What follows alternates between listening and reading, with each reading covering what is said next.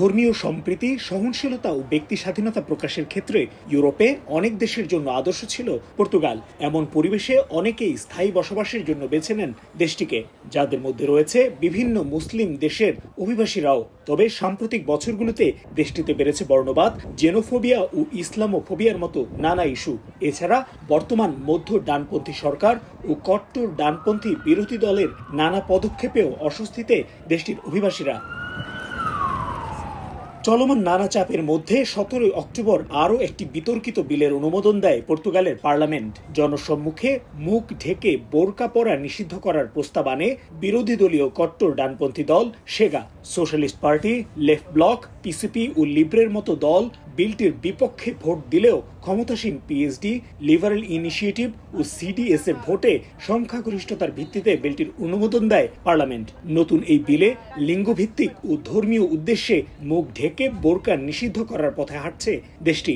মুসলিম নারীদের টার্গেট করে পর্তুগাল সরকারের এমন পদক্ষেপে উদ্বেগ জানিয়েছেন দেশটিতে বসবাসরত মুসলিমরা। আমাদের ফ্যামিলিরা রিলিজিয়াস অবশ্যই সবসময় পর্দা করেন। বিশেষ আমার মা এখানে থাকেন, ওনারা তো বাংলাদেশের কালচার অবশ্যই ওনারা সবসময় নায়িকা পর্দা করেন। তো এই জন্য অবশ্যই ওনাদের উপরে এফেক্ট পড়বে। আলটিমেটলি জানি না ভবিষ্যতে কি হবে, হয়তো আমরা আবার ওনাদেরকে বাংলাদেশে ব্যাক করতে হবে। আমাদের মা বাবা এবং আমাদের স্ত্রী বা আমাদের বোনদেরকে এখানে আনার চিন্তা করছি, আমরা কিন্তু অনেকটা ভীতিকর একটা সময় পার করছি। প্রস্তাবিত এই বিলে পাবলিক প্লেসে মুখ ঢেকে বোরকা পরলে 200 থেকে 4000 ইউরো পর্যন্ত জরিমানার বিধান রাখা হয়েছে। এছাড়া কাউকে বোরকা পরতে বাধ্য করার অভিযোগ প্রমাণিত হলে হতে পারে 3 বছর পর্যন্ত জেল। তবে ফ্লাইট, কূটনৈতিক প্রাঙ্গণ ও উপাসনালয় থাকবে এর আওতামুক্ত।